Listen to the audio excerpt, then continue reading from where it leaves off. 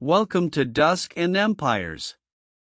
Tonight, we follow the quiet thousands who abandoned everything they knew for a rumor of gold. Ordinary farmers, tailors, and dreamers who crossed a continent and mostly came home with nothing but distance in their eyes. If this sounds like your kind of bedtime story, subscribe before you drift off. Now get comfortable, close your eyes, and let history carry you to sleep. Opening meditation. Close your eyes for a moment, if you haven't already. Let your shoulders settle. Let the weight of the day begin to lift, slowly, like morning fog rising from a river valley. Tonight, we are going somewhere. Not far, not fast. We are going the long way. The slow way across a continent that was, not so long ago, almost entirely unknown to the people who decided to cross it. Imagine the smell of wood smoke. The sound of wagon wheels on packed earth. The particular silence of a prairie night, so wide and so full of stars that it almost doesn't feel real. Somewhere out there, in the middle of that enormous, quiet darkness, ordinary people were making extraordinary journeys. Not for adventure, exactly. Not for glory. For something quieter than that. For the possibility of a different life. Tonight, we are going to tell their story. Part 1, a rumor that changed everything. There is an image that has stayed with historians for over a century and a half. A man, standing in the shallows of a cold California river, looking down. His trousers are soaked through to the knee. His boots are somewhere on the bank. And in his hand, caught in a little crease of light between his fingers, is something that should not be there. Something yellow. Something impossibly, quietly radiant. He doesn't shout. At least, not yet. He just stands there in the water, in the January cold, looking at what he has found.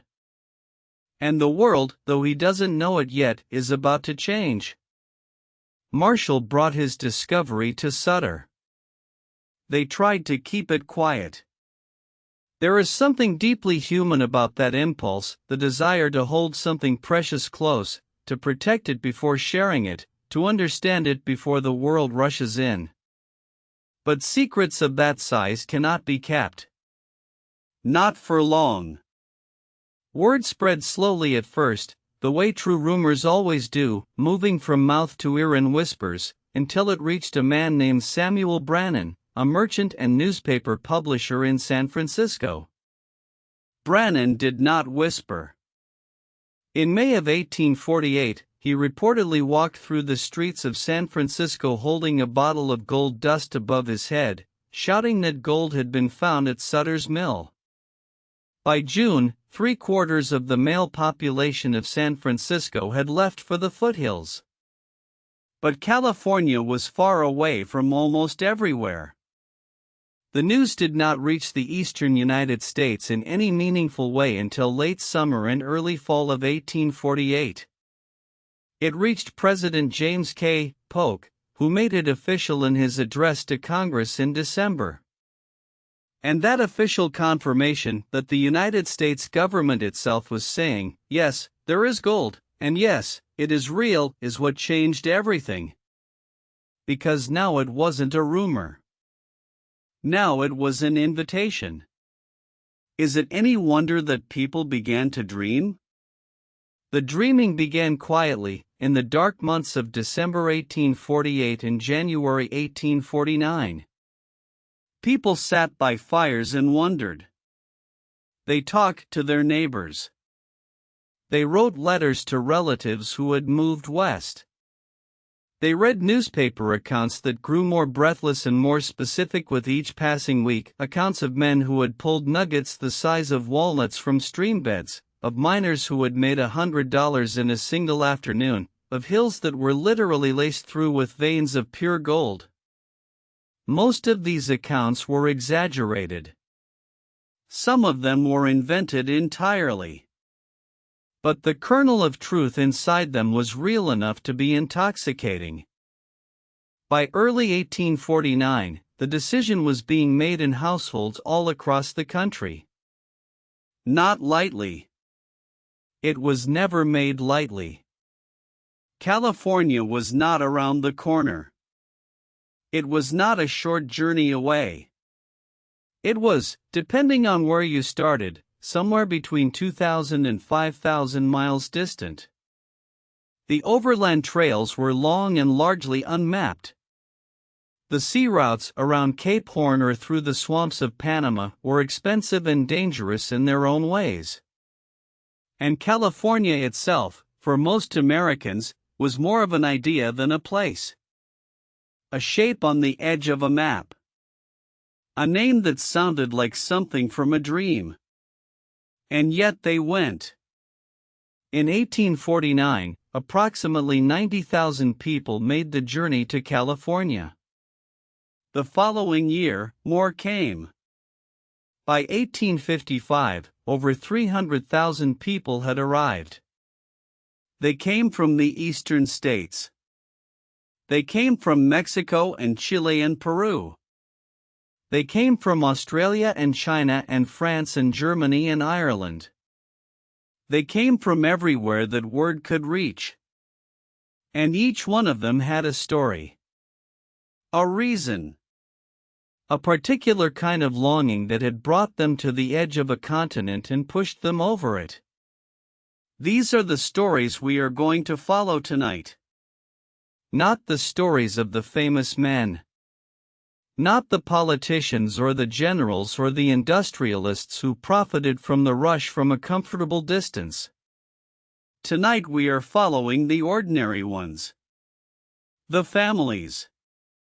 The young men who had never traveled further than the next county. The women who drove wagons and buried children and kept going anyway. The miners who never struck it rich but stayed because California had become, somehow, home. Their stories are quieter than the famous ones. They are slower. They are full of small details, the texture of hardtack bread, the sound of a mule refusing to move at the base of a mountain pass, the exact quality of light over the Sierra Nevada on a September morning. But they are, in their quietness, the truest story of what happened. Because the gold rush was not, in the end, a story about gold. It was a story about what people will do when they believe that something better is possible. Part 2: The World They Left Behind. Before we follow them across the continent, we need to stand for a moment in the world they were leaving. Because to understand why so many ordinary people were willing to risk everything, to leave behind everything they had ever known, you have to understand what that everything actually was. Picture a farm in western Ohio in the winter of 1848. The fields are frozen. The house is small, 2 rooms, maybe 3 if the family has been lucky and hardworking. The walls are rough timber, chinked with mud and straw that never quite keeps all the cold out.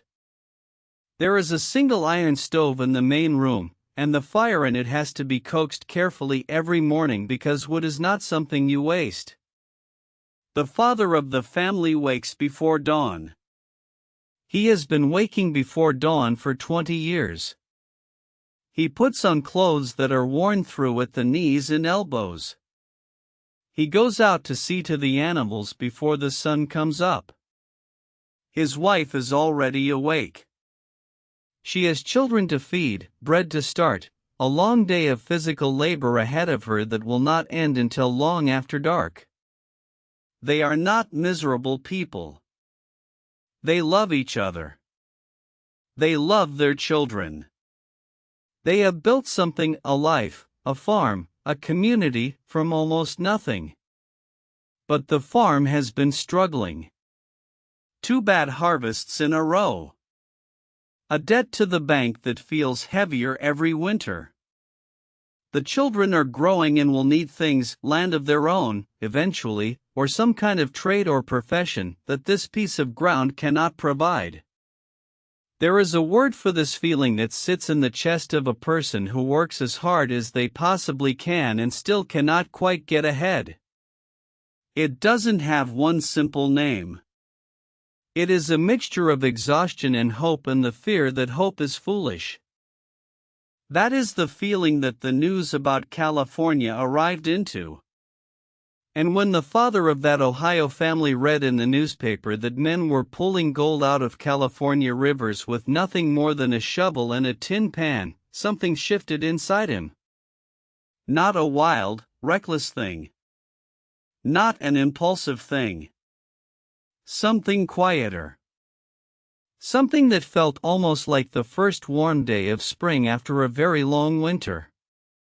They were not just farmers, the people who went. They came from all walks of life and all kinds of circumstances, but there is a common thread that runs through almost all of their stories, and that thread is the particular restlessness of a young nation. The United States in 1848 was only 72 years old. It had not yet worked out what it was or what it meant to be American. It was still in the process of becoming. And so were many of the people in it. There were young men, many of them in their late teens and 20s, for whom the gold rush felt like a calling. Not a religious calling, exactly, though some of them would have described it in those terms. More of a pull. The sense that the world was large and that their particular corner of it was, perhaps, not the right corner. These young men had grown up hearing about Daniel Boone and Lewis and Clark. They had grown up with the idea that the West was a place of possibility, of reinvention, of becoming someone different and perhaps better than the person you had been. California, in this sense, was not just a gold field. It was a mythological destination. A place where the self could be remade. And then there were the people for whom it was not mythology at all, but mathematics. A man named Enos Christman, who kept a careful diary of his journey and his time in the gold fields, wrote in 1849 that he calculated he would need to earn a certain sum to set his family right, to pay off debts, to provide for his aging parents, to have something left over for his own future. He looked at what he was making in Pennsylvania, and he looked at what the newspapers were saying about California, and he did the arithmetic. The arithmetic pointed west. It pointed west for doctors who wanted to be rich. For merchants who wanted to be richer. For teachers and lawyers and blacksmiths and printers. For immigrants who had arrived in America with nothing and found that even here, in the land of opportunity, opportunity was not evenly distributed. Irish immigrants in Boston, Chinese workers in San Francisco's growing Chinatown, free black men and women in northern cities who were free in name but constrained in practice, all of them heard the same rumor, did the same arithmetic, felt the same pull. California was, at least in theory, a place where the rules might be different. Where the old hierarchies might not have had time to calcify. Where a person who worked hard might actually get to keep some of what they earned. Whether that theory proved true is something we will explore as we go. But before any of them could know whether California would deliver on its promises, they had to get there. And getting there was its own enormous story. There were, in 1849, essentially three ways to reach California from the eastern United States. You could go overland, by wagon and on foot, across the plains and the mountains, a journey of roughly 2,000 miles that would take 4 to 6 months in good conditions. You could go by sea around the tip of South America, a voyage of 15,000 miles that could take 5 to 8 months. Or you could take what was called the Panama route, sail to the Caribbean coast of Panama, cross the isthmus overland or by river, and then board another ship on the Pacific side for the final leg north. Each route had its advocates. Each route had its dangers. And each one attracted different kinds of people. The sea routes appealed to those who could afford them and who were reluctant to face the physical dangers of the overland crossing. The overland route appealed to families, to people who needed to bring their possessions and their animals, and to people who had heard that California was the beginning of a new life and wanted to arrive with the things that would help them build it. We will spend most of our time tonight on the Overland Trail, because that is where most of the stories are. That is where most of the ordinary people went. That is where the full enormity of the journey, the beauty of it, the hardship of it, the strangeness of it, was most fully felt. But before we set out, one more image from the world they left behind. A woman, let's call her Sarah, because there were many Sarahs who made this journey, is standing in the door of a farmhouse in Missouri in the early spring of 1849. She is looking west. She cannot see California from there. She cannot even see past the line of timber at the edge of the property. But she is looking west anyway, in the way that people look at things they have decided to move toward, even when those things are still invisible. She has 3 children. The youngest is barely 2. The wagon is being loaded in the yard behind her. Her husband is calling her name. She takes a breath. She picks up the last thing she wants to bring, perhaps a small mirror, perhaps a Bible, perhaps a bundle of letters from her mother, and she goes. Just like that. She goes. Part 3: The Gathering Places. They came first to the Missouri River towns. Independence, St. Joseph, Westport Landing, Council Bluffs. These were the jumping-off places, the last outposts of the world as most of these travelers had known it, and in the spring of 1849 and the springs that followed, they were transformed into something almost unrecognizable. Picture Independence, Missouri, in April of 1849. The main street, normally a quiet thoroughfare of general stores and livery stables and the occasional saloon, has become something between a carnival and a military encampment. Wagons are parked 3 and 4 deep along every road.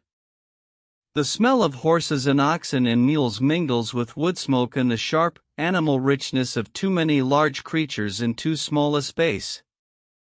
There are tents in every field and yard. There are campfires burning through the night. There is noise, constant, overlapping noise, the sound of hammers on wagon wheels, the bawling of cattle, the laughter of men who are still in the excited early stage of the journey, the crying of children who don't quite understand where they are going or why. Merchants in these river towns saw the rush coming and prepared for it, buying up supplies and marking prices accordingly. A wagon that might have cost $60 in a normal year cost $150 in 1849. Flour, bacon, coffee, dried beans, all of it more expensive. Mules, the preferred draft animal for the trail, stronger and more resilient than horses over long distances, were being bought and sold and traded in a frenzy that resembled nothing so much as a gold market in miniature. Guidebooks began to appear. Dozens of them. Some were written by men who had actually traveled the trail. Many were written by men who had not, who had simply assembled accounts from other sources and presented them with confident authority. These guidebooks were enormously popular. They gave distances and directions. They listed the rivers that had to be crossed and the mountain passes that had to be navigated.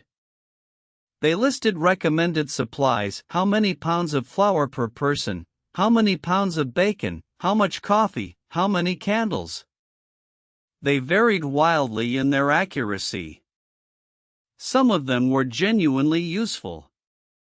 Others gave directions that were outdated or simply wrong, and following them would eventually lead travelers to frustration or worse. The companies began to form here too. Most overland travelers did not attempt the journey alone.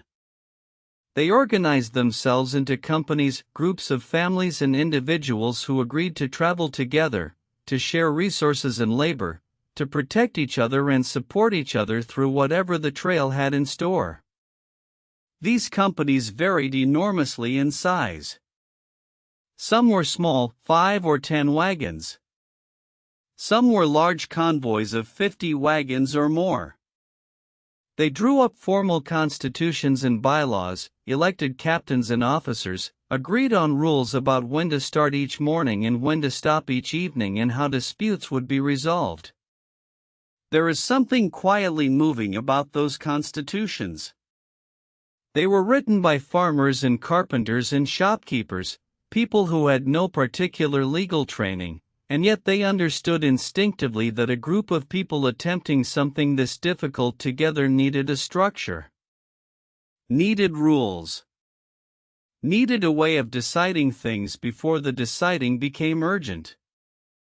One such constitution, written by a company from Illinois in the spring of 1849, specified that the company would travel no more than 20 miles per day when the weather was good, that every man would take his turn at guard duty, that disputes between members would be settled by a vote of the entire company, and that any man who mistreated his animals would be warned once and expelled on the second offense. That last rule is particularly telling. These were practical people. They understood that the animals, the oxen and mules that pulled the wagons, were not possessions so much as partners. The survival of the company depended on their health and strength. The waiting in the river towns was its own kind of experience. The emigrant trains couldn't leave too early, they needed to wait until the prairie grasses had grown enough to provide grazing for the animals along the route. If they left too early, the animals would run out of grass before they reached the mountains. If they left too late, they risked being caught by autumn snows in the Sierra Nevada passes. The timing was a calculation that had to be made carefully, and different companies made it differently. So they waited. And while they waited, they organized and prepared and, inevitably, got to know each other. Diaries from this period, and the gold rush is unusually well documented because so many of the travelers kept diaries, wrote letters, preserved their experiences in careful words, are full of the texture of this waiting time.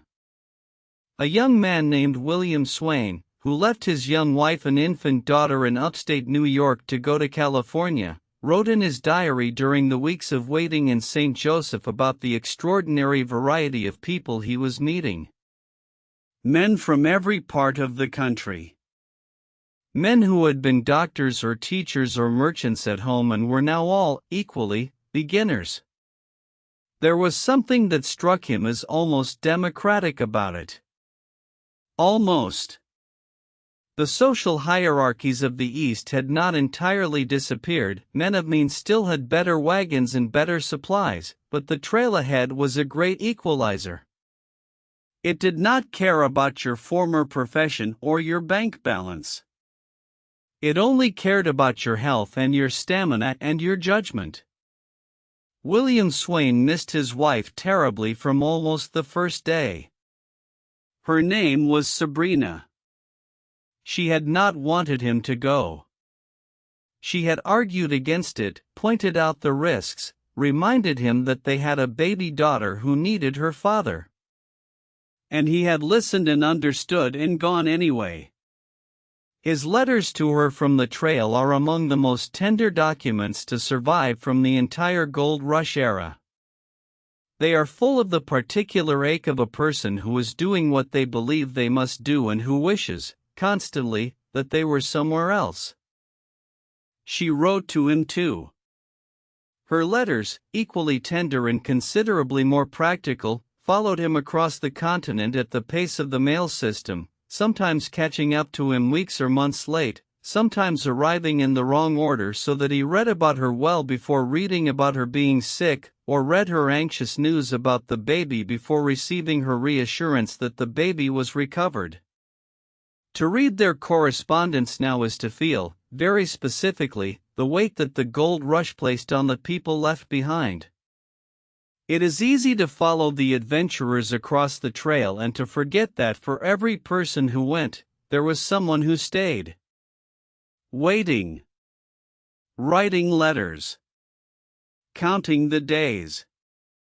But the spring of 1849 eventually came to its fullness, and the grass on the prairie grew high enough, and the companies began to move out one by one from the river towns and onto the trail. The Great Platte River Road. The Mormon Trail. The Oregon Trail, because many of the routes west followed the same general path for hundreds of miles before diverging toward their different destinations. They moved west in long lines of wagons, moving slowly, surrounded by the sounds of their animals and their own footsteps. Most people walked. The wagons were not comfortable conveyances, they had no springs, and riding in them over rough ground was like riding in a wooden box being dragged over cobblestones.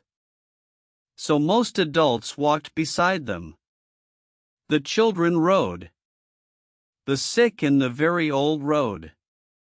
But the healthy adults walked, most days, the full 20 miles or whatever distance the company managed.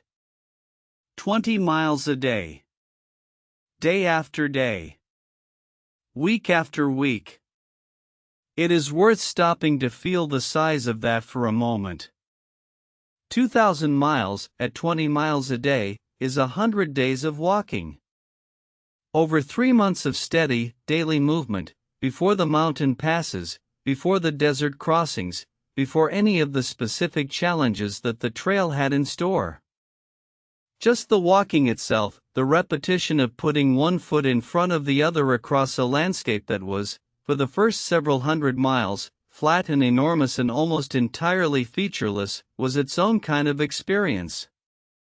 One that tested people in ways they had not expected to be tested. Part 4, The Great Plains. The Great Plains opened before them like a sea. There is no other way to describe it that quite captures the feeling that travelers from the eastern states recorded in their diaries, again and again. They had never seen anything like it. They had never been in a landscape with no edges. No hills on the horizon. No tree leaned to tell you where you were. Just grass, and sky, and the thin, wavering line of the trail ahead, leading into a distance that never seemed to get any closer. The grass in early June was extraordinary. Travelers described it as being breast-high in places, rippling in the wind like water, green and full and alive in a way that was almost overwhelming after the familiar, tamed landscapes of the East. The wildflowers were remarkable too. Diaries from this period are full of descriptions of flowers. Travelers who had no particular interest in botany found themselves stopping to look, to describe, to press specimens between the pages of their journals. There was something about the abundance of the plains, that vast unbroken generosity, that made people more attentive to beauty than they might otherwise have been. But beauty and difficulty lived side by side on the Great Plains, as they would for the entire journey. The first rivers were an early test. The Kansas River. The Big Blue. The Little Blue. Rivers that, depending on the season and the weather upstream, could be gentle crossings or serious obstacles. The wagon companies had to think carefully about river crossings. If the water was shallow enough, they could drive the wagons straight across.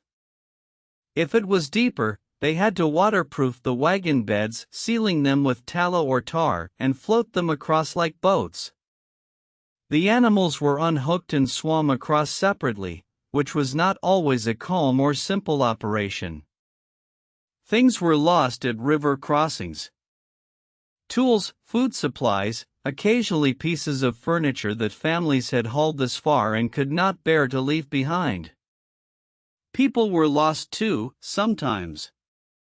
The rivers of the Great Plains could be deceptively powerful, the current beneath their brown surfaces pulling hard at anyone who lost their footing. The trail community developed its own rhythms and its own customs.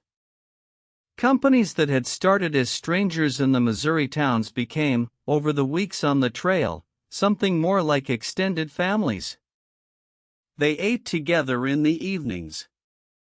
They helped each other with repairs and medical needs. They buried each other's dead. The most common cause of death on the trail was not attack or accident but disease. Cholera, above everything else. The Great Cholera Epidemic of 1849 followed the overland trail like a shadow, carried in contaminated water sources, spreading rapidly through the densely populated camping grounds where thousands of travelers stopped each night. Cholera killed quickly. A person could be feeling healthy in the morning and dead by evening. The illness came on with stomach cramps and diarrhea and progressed to violent vomiting, dehydration, and, in the worst cases, a collapse of the body that was terrifyingly swift. The travelers had almost no understanding of how cholera spread. They did not know about germ theory. They did not know that it was the contaminated water, the campgrounds fouled by thousands of people using the same space day after day, that was carrying the disease. They believed it came from bad air, from exhaustion, from eating the wrong things, from sleeping in the cold. They tried all kinds of remedies: laudanum, camphor, whiskey, calomel, most of which did nothing and some of which made things worse. The diaries from 1849 are full of the grief of it. One man, a schoolteacher from Ohio named James Pratt, wrote about watching his traveling companion, his oldest friend, the man who had convinced him to make this journey, die of cholera on the banks of the Little Blue River in early June. He wrote that he could not quite believe it. That the morning had been beautiful. That they had been talking about what they would do when they reached California. That by noon his friend could not stand. That by sunset it was over. He buried him there, by the river, with the help of 2 other men from the company. He marked the grave with a wooden cross cut from the spare timber they carried for repairs. He wrote his friend's name on it as carefully as he could. And then he got up the next morning and kept going. Because that is what they did. They kept going. There was a code on the trail, unspoken but widely understood, that required this. The season had a fixed end. The mountain passes closed with the first heavy snows of autumn, and anyone who had not crossed them by then was in serious danger. There was no time for extended mourning. You grieved as you walked, carrying your grief with you the way you carried everything else, and you kept moving west. The landscape changed as they moved further into the plains. The rich grass of the early miles gave way to shorter, drier growth.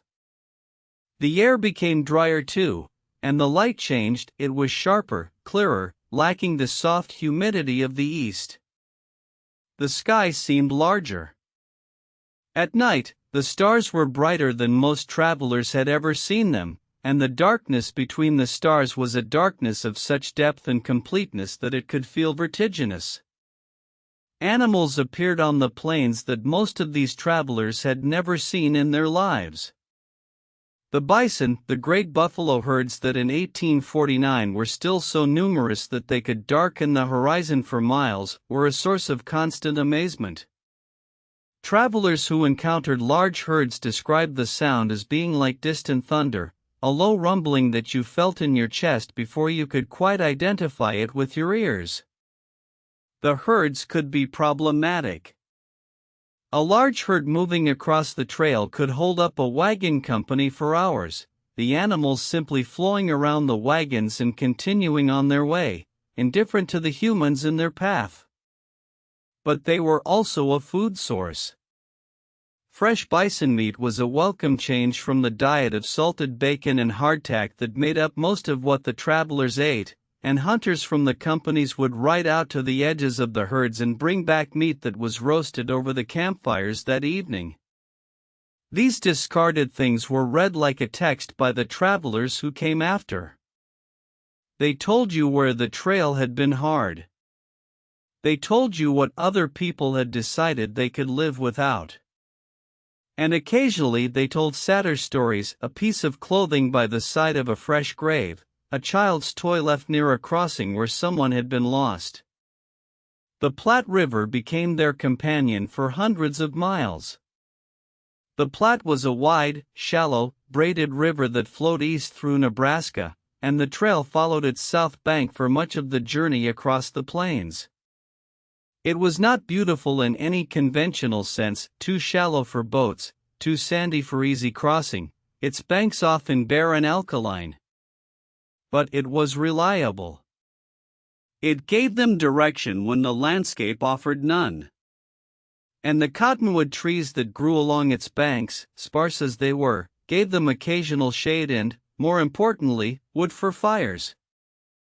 Evenings along the Platte had their own texture. The campfires were lit, they burned buffalo chips in the treeless stretches, which were surprisingly effective fuel despite their initial reluctance to light and the jokes they inspired. The animals were staked out to graze.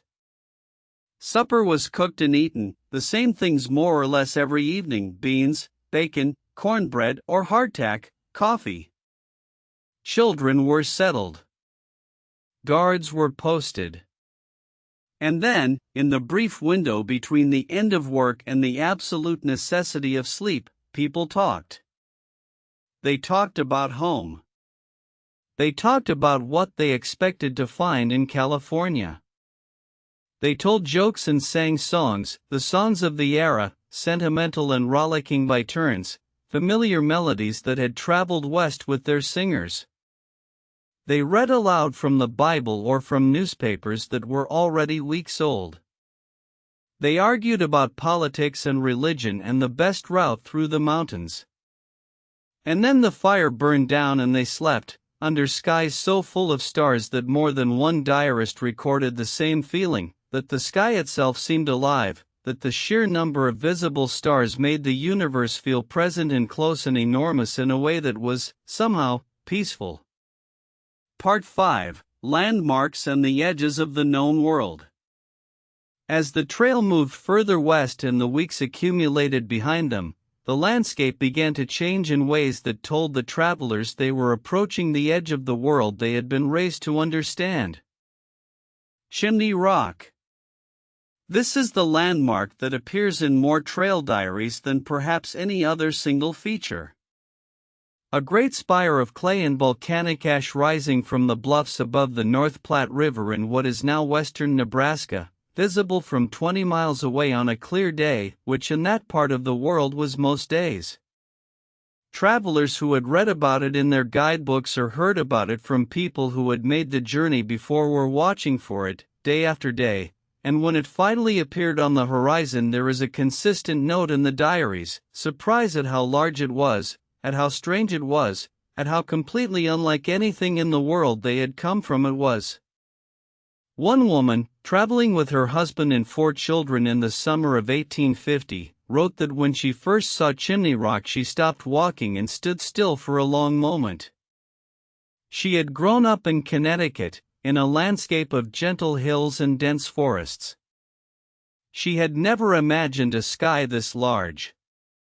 She had never seen a thing like this stone spire rising from a flat earth, pointing straight up at the enormous sky.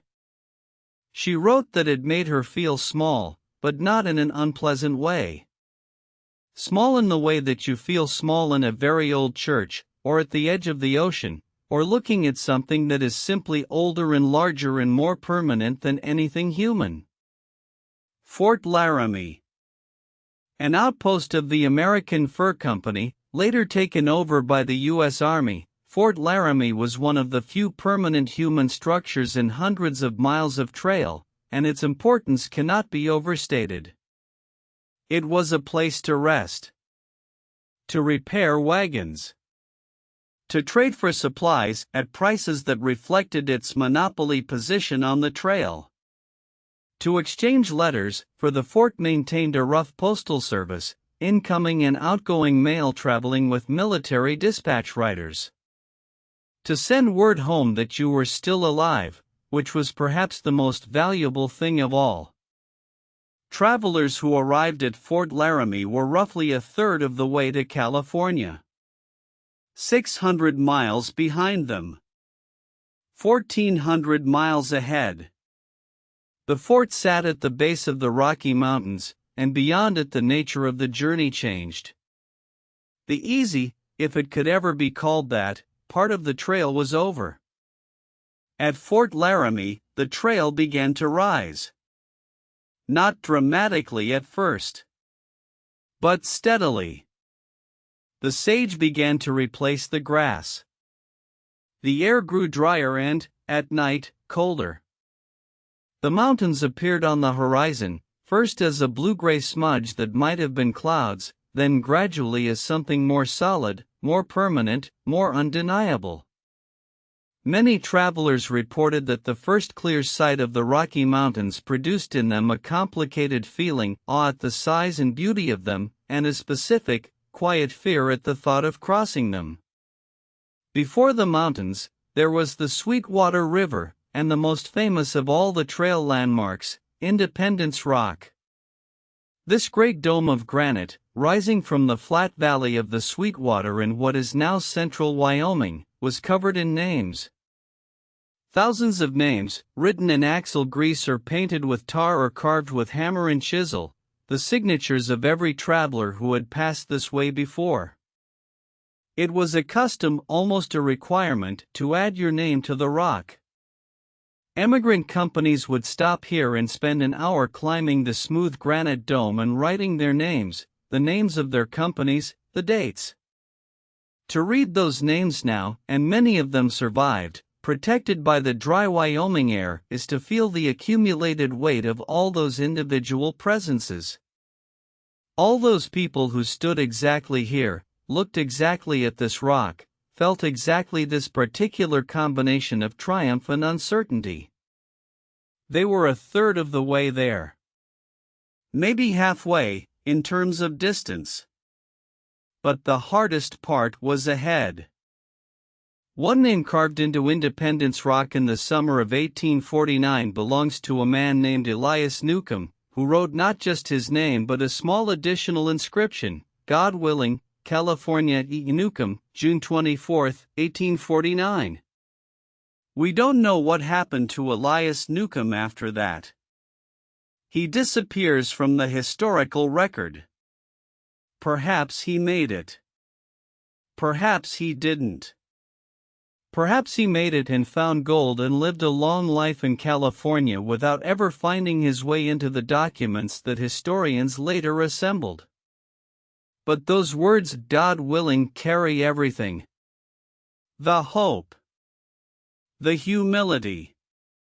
The understanding that they were not entirely in control of what happened next. The South Pass was the crossing of the Continental Divide, and it was gentler than any of the travelers had expected. Rather than a narrow, dramatic mountain pass, it was a broad, almost imperceptible saddle in the landscape, a high plateau where the water gradually shifted from flowing east to flowing west without any single dramatic moment of transition. Some travelers passed through South Pass without even being certain they had crossed the divide. The guidebooks had to tell them, here, at this point, you have crossed the backbone of the continent. The water you see now flows to the Pacific.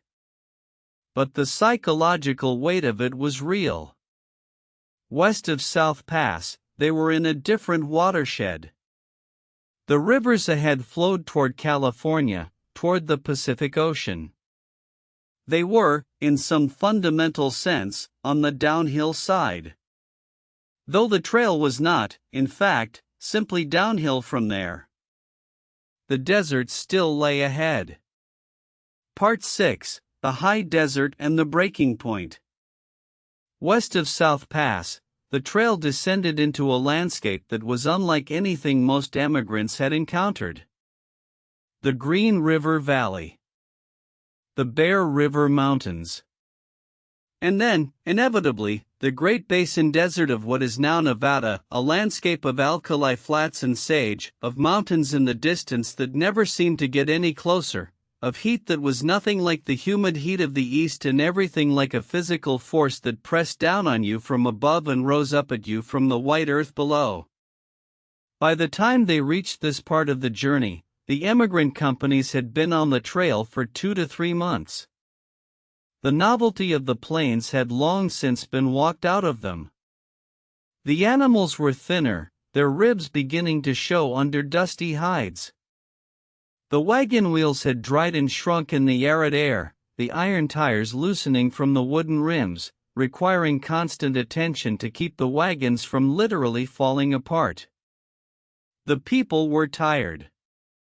Tired in a way that sleep couldn't quite fix, a bone-deep fatigue that had settled in over weeks of daily labor and accumulated mile after mile in their muscles and their joints and the tendons of their feet. The food situation was a constant source of anxiety. Most companies had brought approximately 200 pounds of flour per person, 50 pounds of bacon, 30 pounds of sugar, 30 pounds of coffee, and various other dry goods. These quantities, calculated for the anticipated length of the journey, were often proving insufficient by this point, partly because the journey was taking longer than expected and partly because the physical demands of the trail consumed more calories than most people had accounted for. People who had started the journey in good health and reasonable flesh were noticeably thinner by August. The children especially showed the effects of the diet. There were other food sources available. Hunters could still find antelope in the sagebrush of the Great Basin. The rivers contained fish. And as the companies moved further west, they occasionally encountered trading posts, rough, improvised affairs, sometimes no more than a canvas tent with a few goods for sale, where supplies could be purchased at prices that reflected the desperate need of the buyers. A pound of flour that had cost a few cents in Missouri might cost $1 here. A pound of bacon, if it could be found at all, might cost $2. The emigrants with money could buy their way through the worst shortages. Those without money had to manage on what they had, or go hungry, or throw themselves on the generosity of other companies. The Humboldt River was their guide through the Nevada desert. A long, meandering river that ran west and then south through the basin before finally sinking into the earth at what was called the Humboldt Sink, a desolate, marshy wasteland where the river simply ended, soaking into the ground rather than flowing into any other body of water. The Humboldt was not a beautiful river. Its banks were thick with alkaline mud. Its water tasted of minerals and was, at times, barely drinkable. The grass along its banks was often poor. But it was water. In the desert, water was everything, and the Humboldt's existence made the Nevada crossing possible. But the Humboldt also kept giving way to worse ground. The emigrants who followed it westward found that the quality of grazing declined steadily. The water in the river grew more alkaline as it moved toward the sink. And ahead of them, visible on clear days as a dark wall rising from the desert floor, were the Sierra Nevada, the final mountain barrier between them and California. The 40-mile desert. This was the name given to the stretch of dry, salt-crusted desert between the Humboldt Sink and the Truckee River, the next reliable water source on the western side. 40 miles without water. In August heat. With animals that were already weakened. with wagons that had already been over 1,000 miles of rough ground. This was, by near universal agreement, the hardest single stretch of the entire journey. The place where more animals died, more wagons were abandoned, more people came closest to giving up than anywhere else on the trail. Most companies prepared for the 40-mile desert by resting their animals for a day at the last water before the crossing, letting them drink as much as possible, filling every available container with water. They set out at night or in the very early morning to take advantage of the cooler temperatures. And then they walked. The descriptions in the diaries are hard to read. The landscape was blinding, white salt flats reflecting the sun with such intensity that it was painful to look at without covering your eyes. The air was dry to the point of making your lips crack and your throat hurt. The animals, already pushed to their limits, began to fail. An ox would slow, and slow, and slow, and then simply stop moving, standing in the traces with its head down, unable to take another step. Then the terrible decision: unhitch the animal, leave it to die in the desert, lighten the wagon, hope that the remaining animals could carry the load. And then keep walking. The trail across the 40-mile desert in the years of the rush was marked by the bodies of animals, hundreds of them, perhaps thousands, and the remnants of wagons. People who were too weak or too heartbroken to keep going sat by the side of the trail and waited for other companies to pass and help them. Some did not wait long. Some waited longer than was safe. But the desert ended. And on the other side of the desert was the Truckee River, cold, fast, clear water running down from the mountains, and the possibility of rest. Travelers who arrived at the Truckee after the desert crossing often recorded the experience of putting their hands in that cold water as one of the most purely physical moments of joy they had ever felt.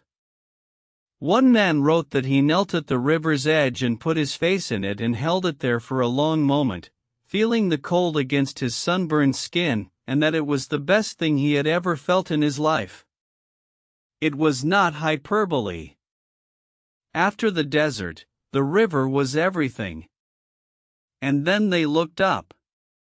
Beyond the river, beyond the lower slopes of sage and pinyon pine, the Sierra Nevada rose in great granite walls, and they knew that the last great obstacle was still ahead. The memory of the Donner Party, the ill-fated wagon train that had been trapped by early snows in these very mountains just 3 years before, in the winter of 1846 to 1847, with terrible consequences, was very much alive in the minds of everyone on the trail. The Donner Pass, named for the family that led the tragic expedition, was not a myth or a cautionary tale from the distant past. It had happened 3 years ago. Some of the people who had survived it were still alive and could be found in California. The bones of those who had not were still in the mountains. The emigrants of 1849 and after were acutely aware that timing was everything.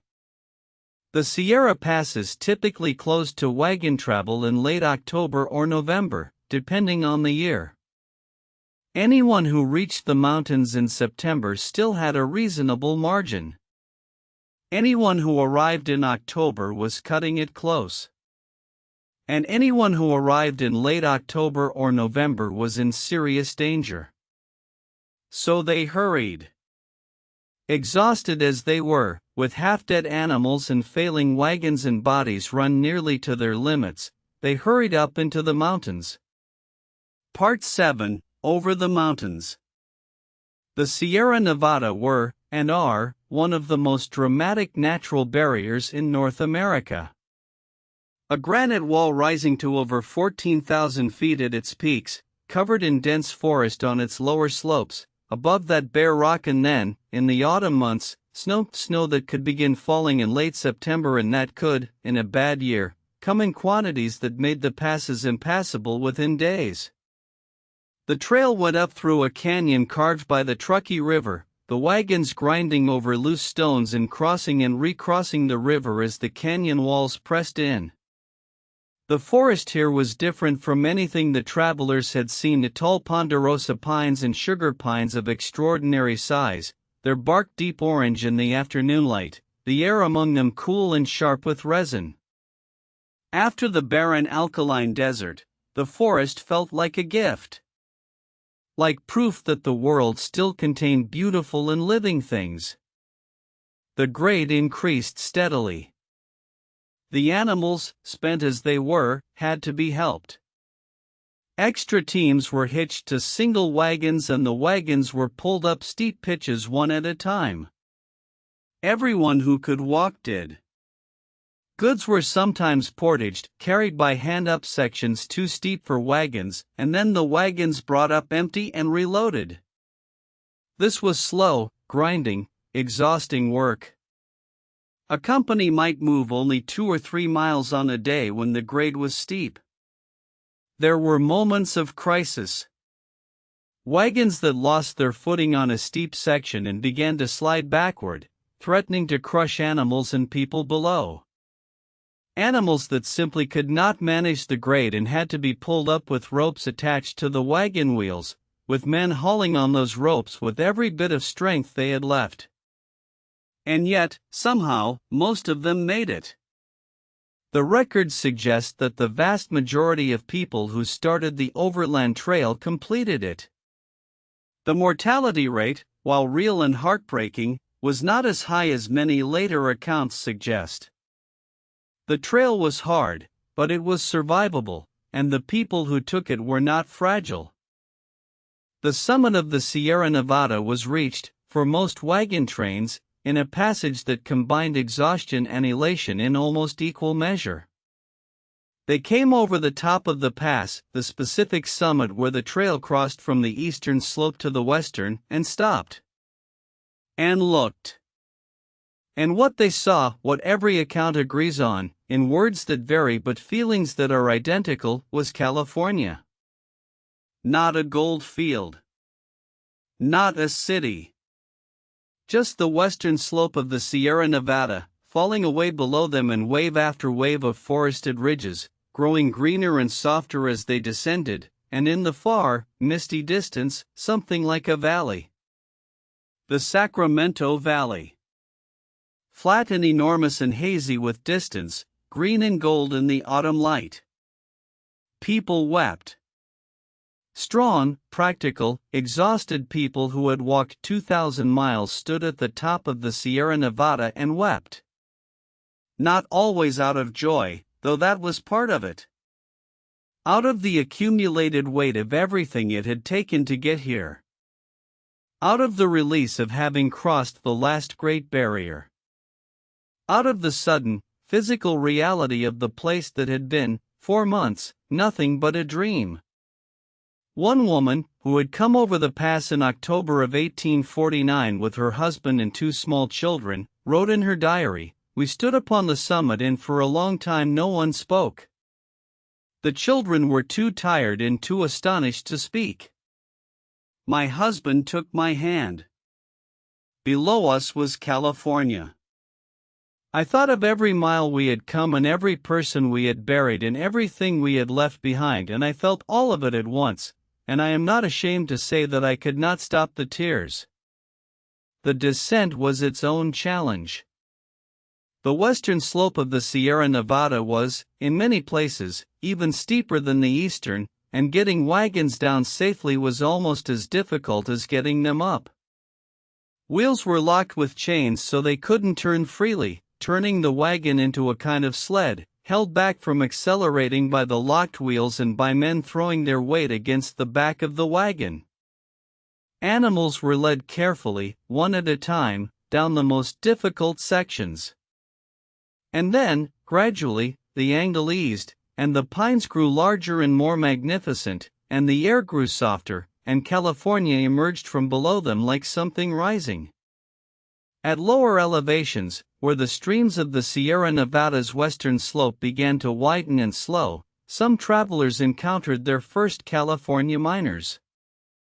Men who had been in the gold country for months already, bearded and brown and wearing clothes that were beyond ordinary mending, working in the streams with their pans and shovels, looking up at the wagon trains coming down from the mountains with expressions that mixed recognition with something more complicated. These were men who had already learned what California was actually like, as opposed to what the newspapers back east had claimed it was. And what they knew would, in the coming weeks, be shared with the newcomers. Part 8: The Gold Fields.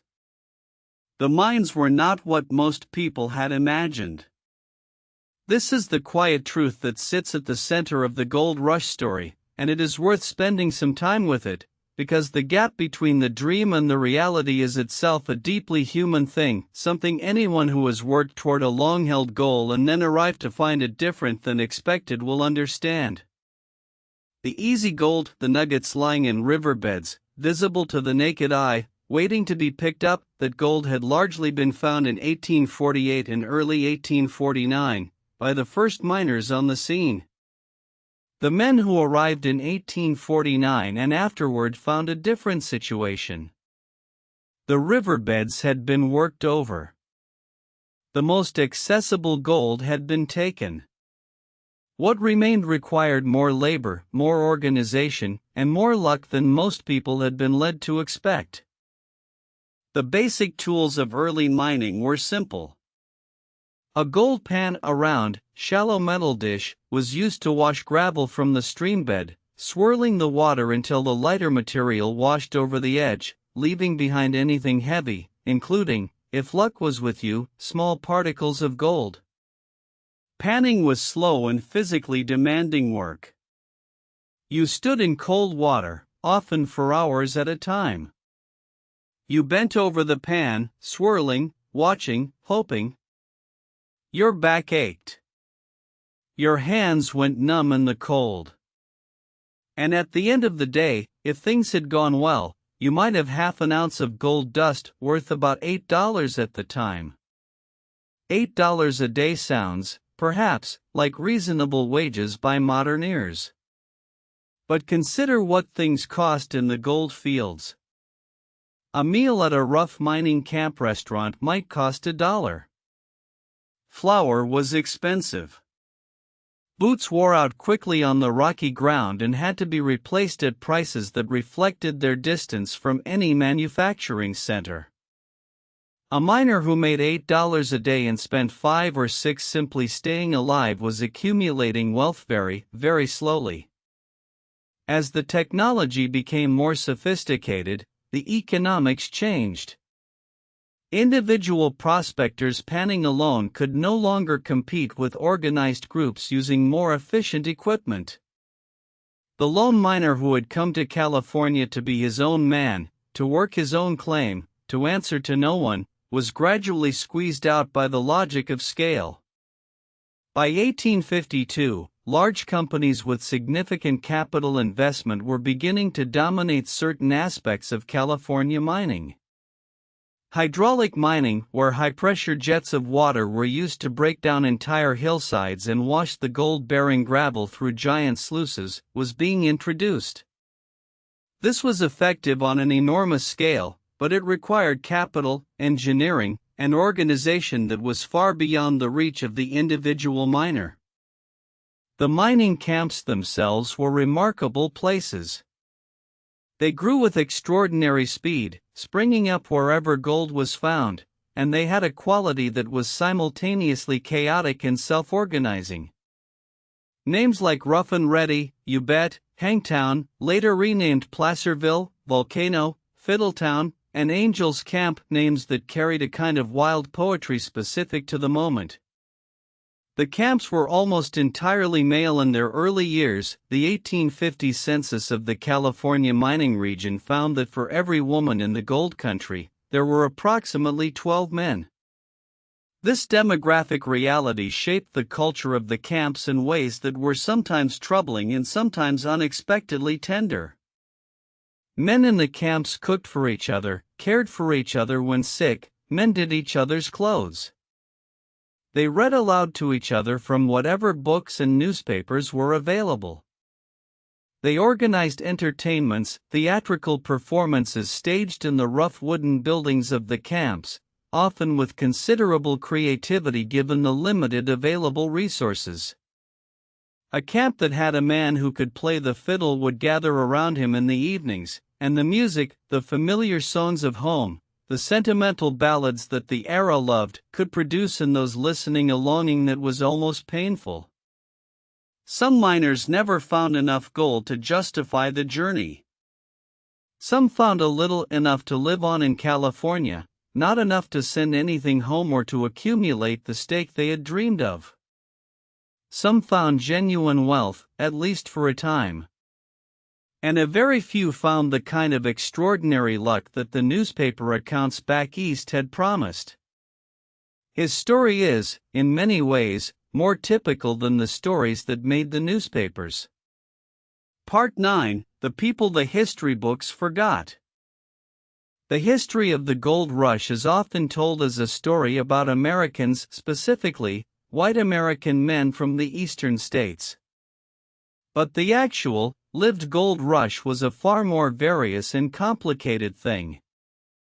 California in the early 1850s was one of the most culturally and ethnically diverse places on the planet. And the experiences of the people who arrived from places other than New England or Ohio or Virginia tell a different and essential part of the story. The Chinese miners arrived, most of them, from the province of Guangdong in southern China, where word of Gold Mountain, their name for California, had spread with extraordinary speed. They came by sea, the Pacific crossing taking 2 to 3 months and the crowded holds of ships that were barely adequate for the number of passengers they carried. They arrived in San Francisco speaking little or no English, with few connections in this new land, and made their way to the gold fields. By 1852, there were approximately 25,000 Chinese miners in California. They were remarkably industrious, often willing to work claims that other miners had abandoned as no longer profitable, using careful, labor-intensive methods to extract gold from ground that had already been worked over. They also brought their own food, dried fish, rice, preserved vegetables, their own social organizations, and their own ways of supporting each other through the difficulties of life in a foreign country.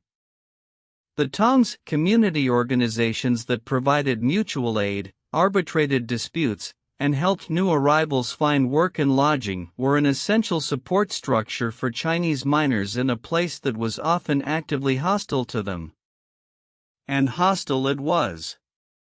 The California Foreign Miners Tax of 1850, and its various successors, was explicitly designed to disadvantage non-American miners, and while it applied in theory to all foreign nationals, it was enforced most aggressively against Chinese and Latino miners.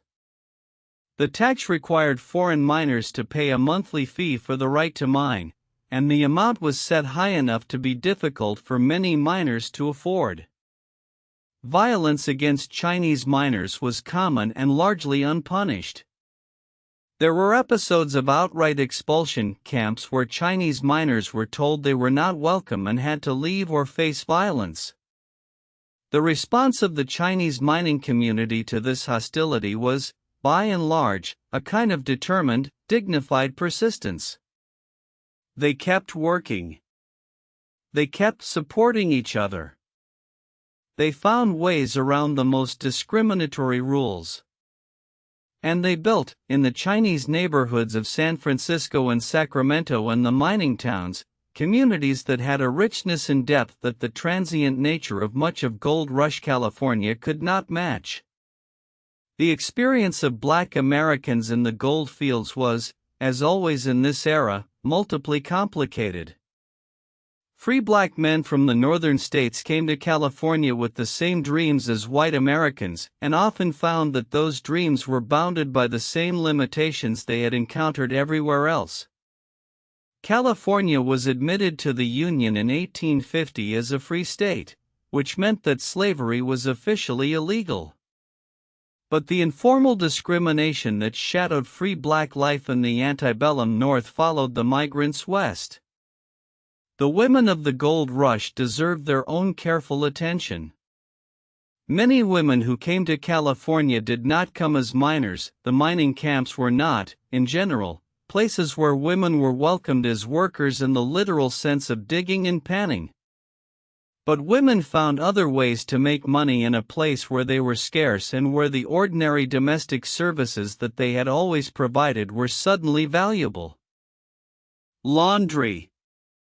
In a world of dirty miners with no wives or mothers to wash their clothes, laundry was worth extraordinary amounts. Some women in the early years of the rush charged $1 per garment, and $1 per garment in 1850 California was genuinely a lot of money.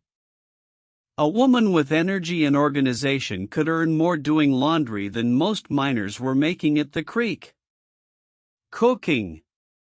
The food in the mining camps was, almost universally, terrible. Salt beef and beans and hardtack, night after night. A woman who could cook, who could produce actual meals, with bread and vegetables and something that tasted like something, had miners lining up outside her tent or her rough wooden establishment, willing to pay prices that would have seemed absurd back east. Boarding houses. Medical care. Teaching, when the camps established enough of a permanent population to need schools. Nursing. Sewing. There were women who built substantial businesses in California during the gold rush, businesses that outlasted the rush itself and became the foundations of prosperous long-term lives. The most famous is perhaps Mary Ellen Pleasant, a black woman from Georgia who arrived in San Francisco in the early 1850s and built, over the following decades, a business empire that made her one of the wealthiest people in the city. Her story is a gold rush story in the way that the city of San Francisco is a gold rush story. It grew from that moment of extraordinary possibility, even if what it grew into was something the original rush could never have predicted. Part 10: The Cities That Rose from the Ground. San Francisco in 1848 was a small, drowsy settlement of perhaps 800 people. It had been called Yerba Buena until the year before, when the American military government renamed it. It had a natural harbor, one of the finest on the Pacific coast, and a growing commercial life, but it was still, by any measure, a very small place on the edge of a very large and largely empty landscape. By 1850, it had 30,000 residents. By 1855, it had 50,000. In 7 years, it had gone from a village to a city, and the speed and manner of that transformation made it unlike any other city in American history. The harbor in the early years of the rush was full of ships. Not sailing, but sitting. The ships that had brought the 49ers around Cape Horn or through Panama arrived in the bay and their crews immediately deserted, jumped ship to join the rush to the gold fields, leaving the ships unmanned and without the possibility of a return voyage. At one point in 1850, there were more than 500 ships abandoned in San Francisco Bay, sitting at anchor with no crews and no captains, slowly deteriorating. Some were converted to other uses, became floating warehouses, floating saloons, floating prisons. Some simply sank. The city built on those abandoned ships, built, sometimes literally, on the hulls that had been pulled up onto the tidal flats and filled with sand to extend the shoreline. The history of San Francisco is, in part, a history of being built on abandoned foundations. On the remains of things that were here for one purpose and stayed for another. The city burned. Repeatedly. Between 1849 and 1851, San Francisco was devastated by 6 major fires, each one destroying a significant portion of the built city. The buildings in these early years were made of wood and canvas, thrown up as quickly as possible to meet desperate demand, without any thought to permanence or fire safety. And they burned.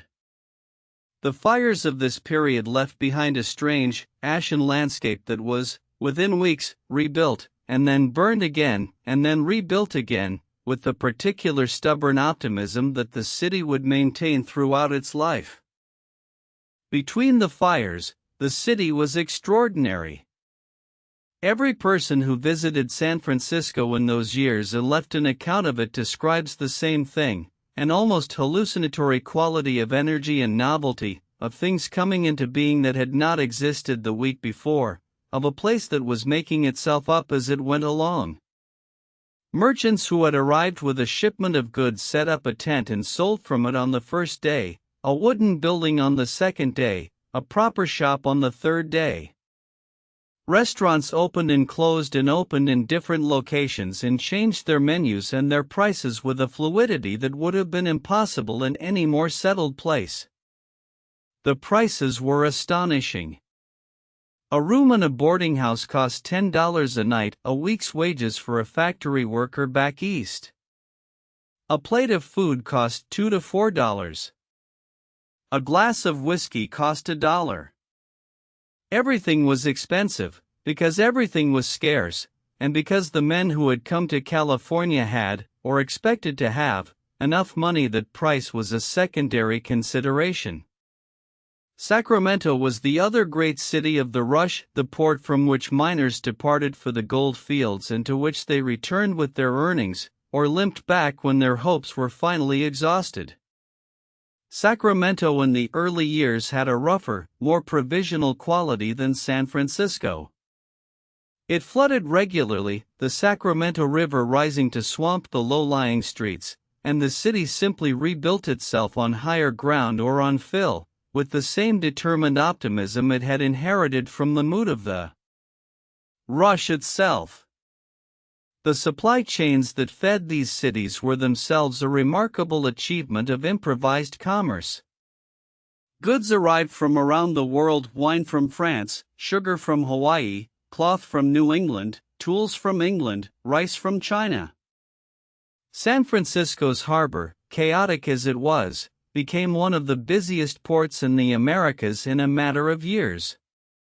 Merchants who had arrived with a single shipment and made 1,000% profit on it sent urgent letters back to their suppliers for more. The people who got rich in San Francisco were often not the miners. They were the merchants, the importers, the men and women who understood that the real gold of the gold rush was not in the creeks but in the supply chain. A man named Samuel Brannan, the same man who had run through the streets of San Francisco waving gold dust, became the first California millionaire not by mining but by owning the only store near Sutter's Mill and selling supplies to the miners at prices that reflected his monopoly position. Levi Strauss, a young German Jewish immigrant, arrived in San Francisco in 1853 with a stock of canvas he had intended to sell for tent fabric. A miner named Jacob Davis suggested reinforcing work pants with metal rivets at the points of greatest strain. Strauss provided the capital to patent the idea. The company they founded still exists. Philip Armour made his first fortune in Sacramento running a butcher shop, supplying meat to the mining camps. He took that fortune back east and built a meat-packing empire. John Studebaker made wheelbarrows in Placerville, California, for 5 years, saved his earnings, and returned to Indiana to build carriages and, eventually, automobiles. The gold rush was, for many of the people who participated in it, not the end of a journey but the beginning of one, a first act that set the conditions for everything that came after. Part 11: What the Rush Left Behind. Every great human movement leaves marks on the land and on the people who lived through it. The gold rush left marks that are still visible today, if you know how to look for them. Some of them are beautiful. Some of them are troubling. All of them are true. The physical landscape of the Sierra Nevada foothills was permanently altered by the mining that took place there. The placer mining of the early years, the panning and rocking and sluicing in the streams, disturbed riverbeds and changed the courses of watercourses. But these were relatively small-scale disturbances compared to what came later. Hydraulic mining, which became widespread in the 1850s and 1860s, was one of the most transformative and destructive technologies ever deployed against a landscape. Water was collected in reservoirs high in the mountains and brought down through wooden flumes and iron pipes to nozzles, called monitors, that concentrated the flow into jets of water powerful enough to knock a man off his feet from 50 yards. These jets were directed at entire hillsides, dissolving them, washing the gold-bearing gravel down through systems of sluices that collected the gold and discharged the tailings, the waste gravel and mud, into the valleys below. The amount of material moved by hydraulic mining in the Sierra Nevada foothills was staggering. More earth was moved by California's hydraulic miners in the decades after the rush than was moved to build the Panama Canal.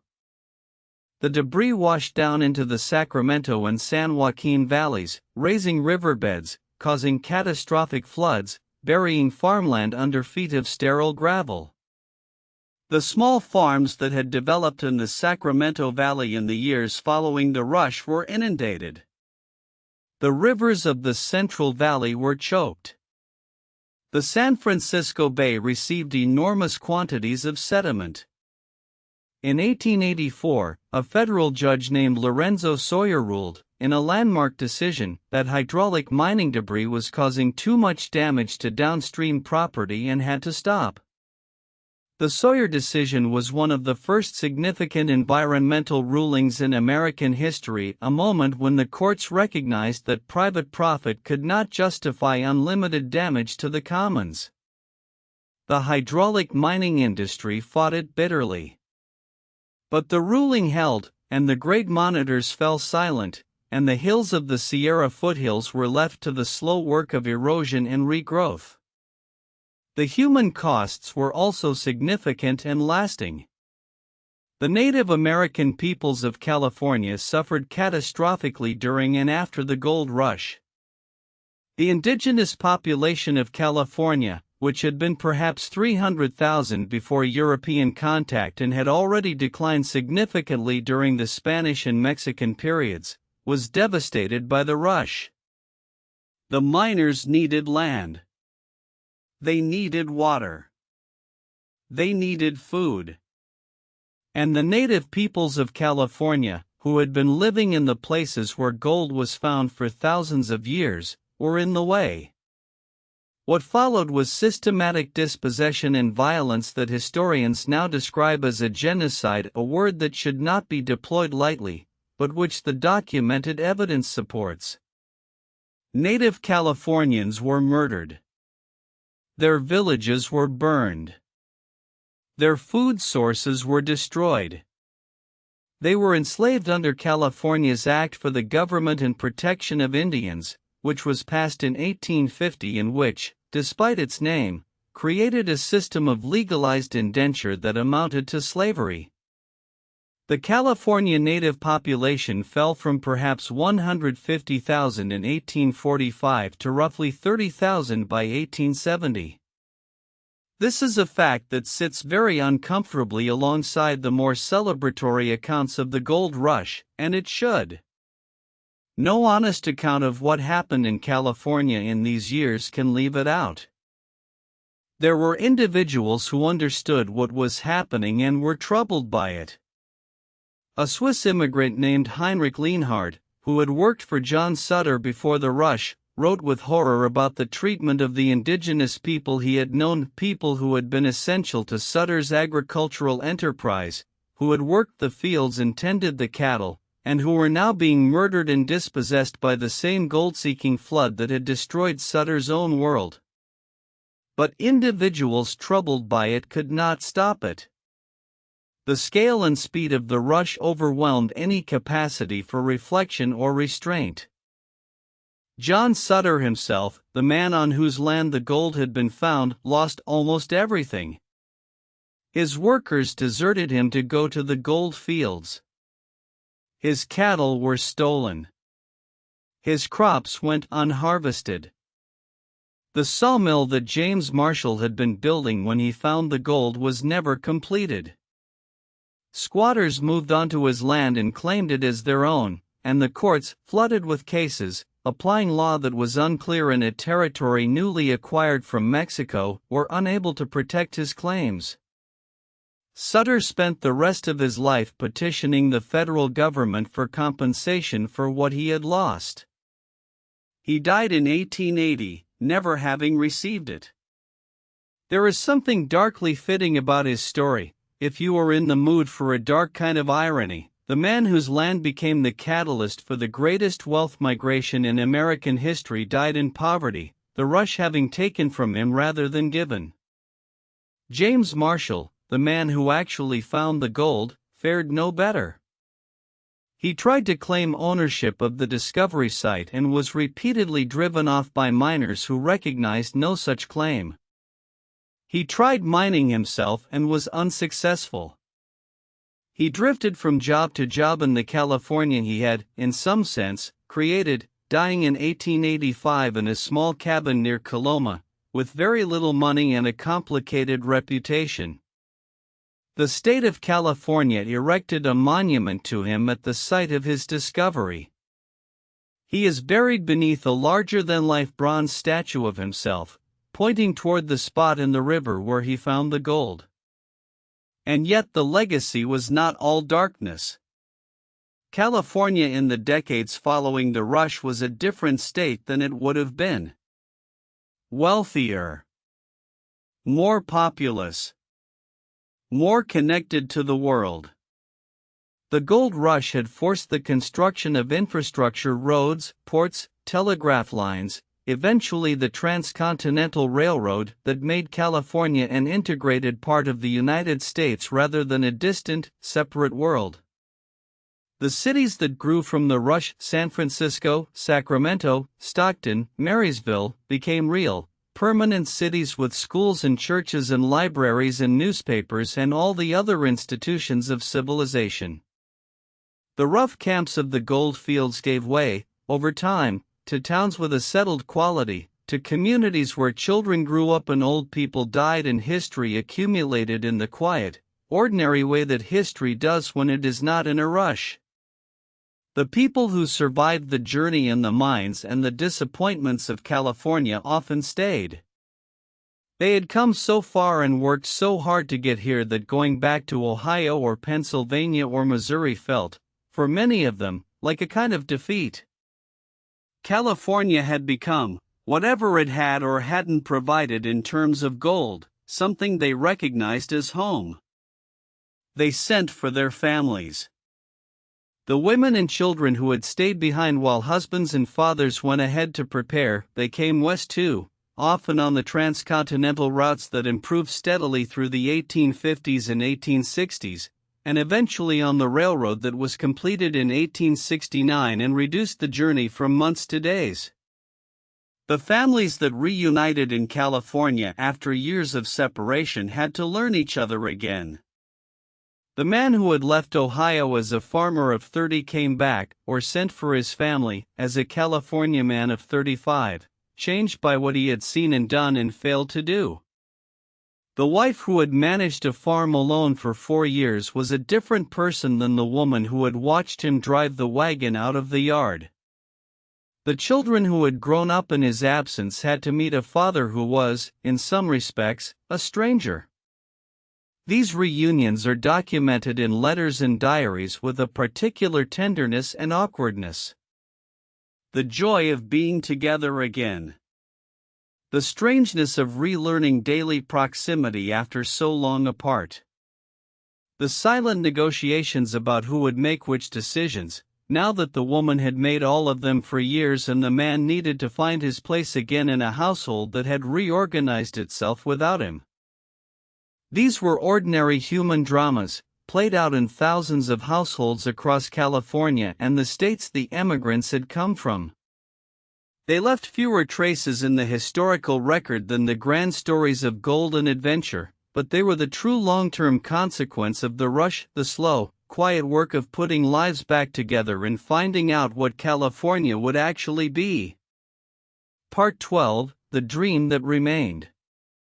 There is a quality to the gold rush story that persists long after the last mine closed and the last 49er died in old age in a California rocking chair. It is the quality of what might be called the American dream in its most naked and honest form. The belief that if you are willing to risk everything, to leave behind everything, to walk 2,000 miles through desert and over mountains, then something better is waiting for you on the other side. That belief proved true for some of the people who made the journey. It proved false for more. It proved something in between different and complicated, and not quite what had been imagined for the greatest number of all. The 49ers, as the emigrants of 1849 came to be called regardless of which specific year they arrived, became a distinct social group in California's memory. They were celebrated, in their own lifetimes, as the founders of California, the rough, brave, original people who had come first and made the rest of it possible. Societies were formed. Banquets were held. Their reminiscences were collected and published. They were treated as living relics of an extraordinary moment, and many of them became, in old age, the keepers of a particular kind of nostalgic pride.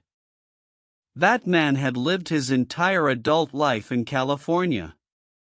He had a family there, grandchildren, a small comfortable house in the city his father's generation had built from nothing.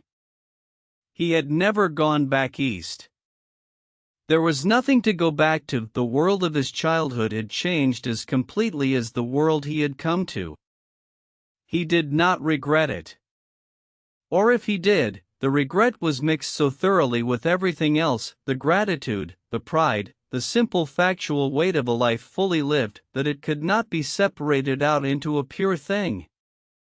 He had come to California as a boy in a wagon, and he had lived to see automobiles on the streets of Sacramento, and somewhere in between was the full, complicated truth of what the gold rush had been. William Swain, the young man from upstate New York who had written such tender letters to his wife Sabrina while crossing the continent, made it to California. He mined for over a year. He did not find much gold. In the autumn of 1850 he went home. He went home to Sabrina and his daughter in the farm in New York that had been waiting for him, and he lived out the rest of his life there, farming, raising children, being the kind of solid, quiet presence in a community that the country needed. He kept his California diary. His letters home, and Sabrina's letters to him, were preserved by his family, and they eventually found their way to historians who recognized them for what they were, one of the most complete and intimate records of the overland journey in the gold fields that has ever been found. Sabrina's letters, in particular, are extraordinary. Written by a young woman managing a farm alone with an infant daughter and aging in-laws, keeping the accounts and making the decisions and writing to a husband she feared she might never see again, they carry a weight of intelligence and love and quiet heroism that deserves to be as well known as any more celebrated story from this era. She wrote, in one letter that William would have received sometime in the spring of 1850, "The world here is very small without you in it.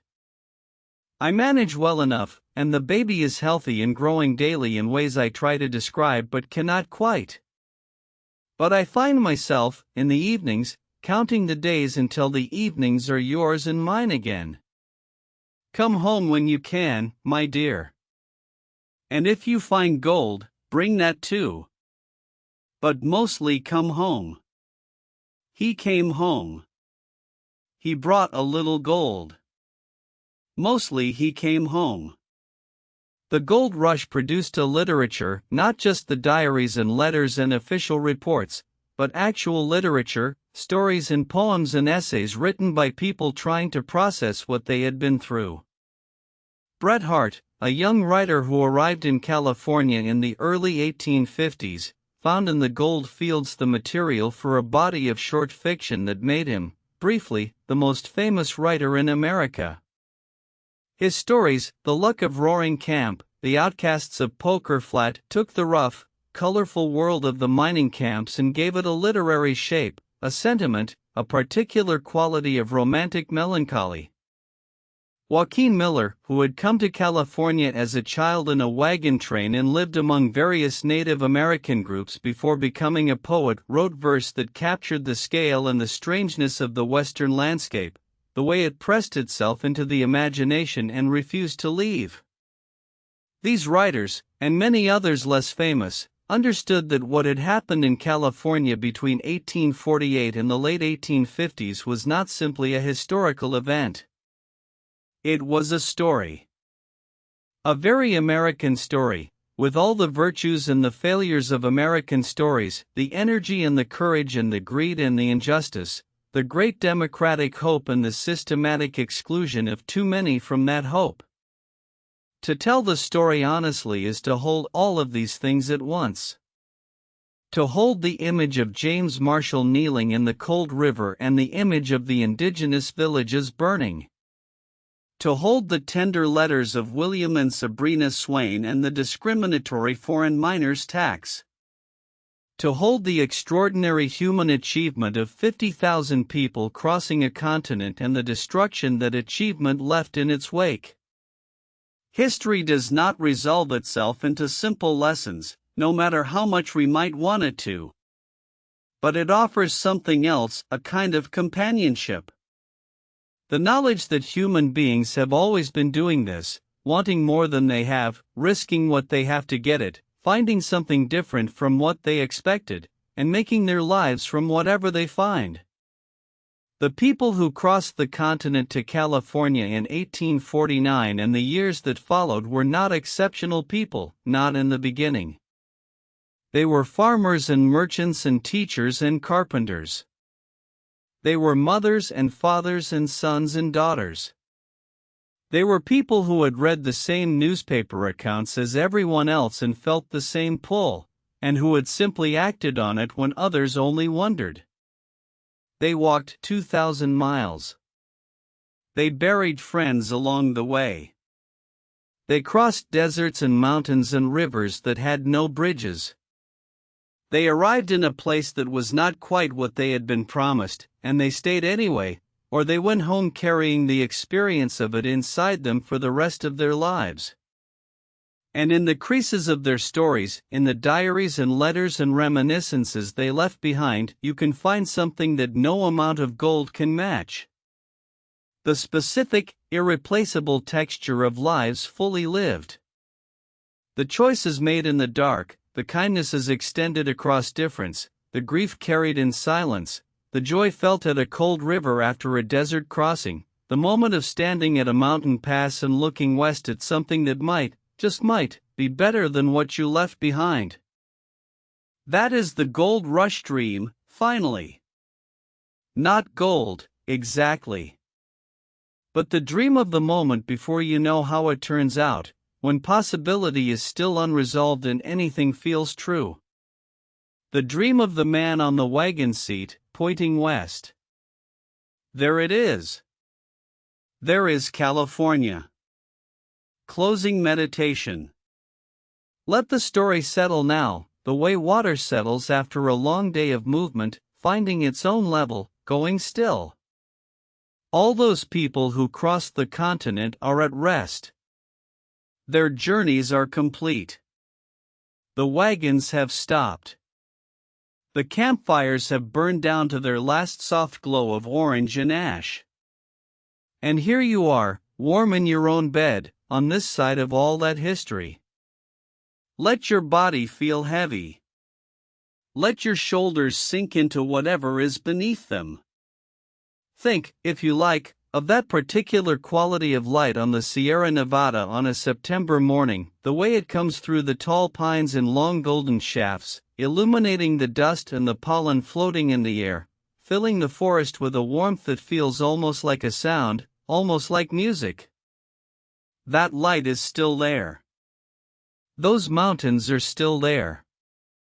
The Platte River is still there, wide and shallow and brown, flowing east through Nebraska as it has flowed for thousands of years.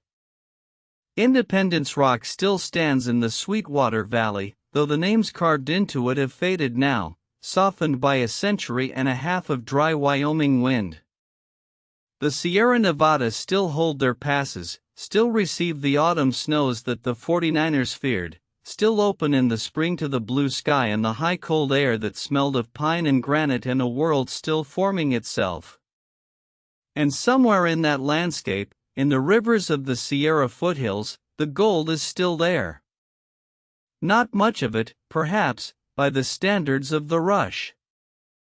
But some. Carried down from the ancient mountains by the ancient water, settling into the bends of the streams, catching the light. Let your breathing slow now. Breathe in, slowly, and imagine you are breathing the cold, resin-scented air of a California pine forest.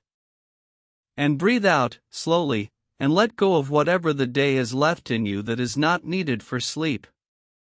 The story is told. The journey is complete. The wagons are still, the campfires are cold, and all those ordinary, extraordinary people are resting. You can rest too.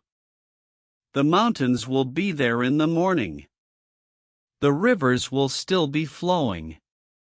And the dream, the quiet, persistent, human dream of something better on the other side of the next hill, will still be there too, patient as the land itself, waiting for whoever is next brave enough to go looking. Sleep now. You have walked a long way today. You have crossed a continent. Rest here, in the warmth, in the quiet, in the darkness that is full of stars. Sleep. If you're still awake, that's okay. Just close your eyes and let the story carry you.